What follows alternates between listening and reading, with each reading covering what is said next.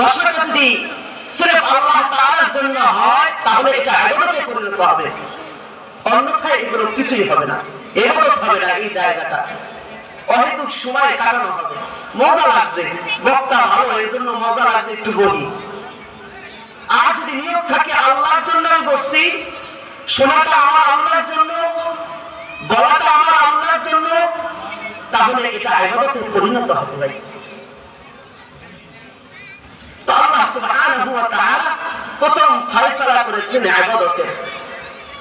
আল্লাহর গোলামির পরে পীরের গোলামি করার কথা বলেন নাই, আল্লাহর ইবাদতের পরে দ্বিতীয় যে আমলটা করতে বলছে সেটা হলো মা বাবার সাথে ভালো ব্যবহার।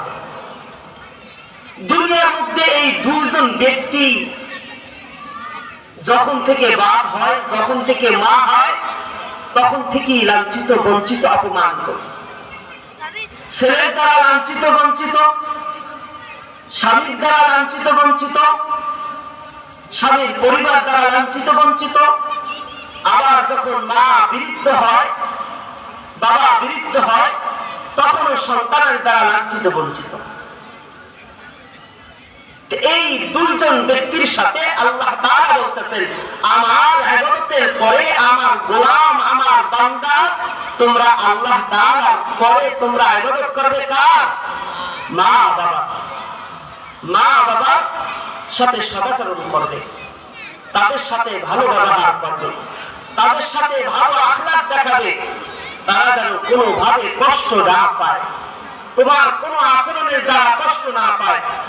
কথার মাধ্যমে, হাতের মাধ্যমে, পায়ের মাধ্যমে, কোন অঙ্গ প্রত্যঙ্গ দ্বারা তোমার মা যেন কষ্ট না পায়। আব্দুল্লাহ ইবনে মাসউদ রাদিয়াল্লাহু তাআলা আনহু তারপরে জিজ্ঞাসা করলেন, ইয়া রাসূলুল্লাহ, আইয়ুল আমাল, তারপরে কোন আমলটা বেশি আল্লাহর কাছে প্রিয়? আল্লাহ রাসূল সাল্লাল্লাহু আলাইহি ওয়াসাল্লাম বলতেছেন, বিররুল ওয়ালিদাইন, মা বাবার সাথে ভালো ব্যবহার করা, সুন্দর ব্যবহার করা। কথাগুলো বুঝতে আছেন ভাই? সবাই বুঝতে আছে তো কথাগুলো? তো দ্বিতীয়তে আল্লাহ তাআলা আদেশ করেছেন যে মা বাবার সাথে ভালো ব্যবহার। আবার হাদিসের ভিতরে পাইতেছি আল্লাহর কাছে এইটা কি পছন্দনীয় আমল। নামাজের পরে, ইবাদতের পরে সবচেয়ে গুরুত্বপূর্ণ ইবাদত হলো মা বাবার সাথে ভালো ব্যবহার করা।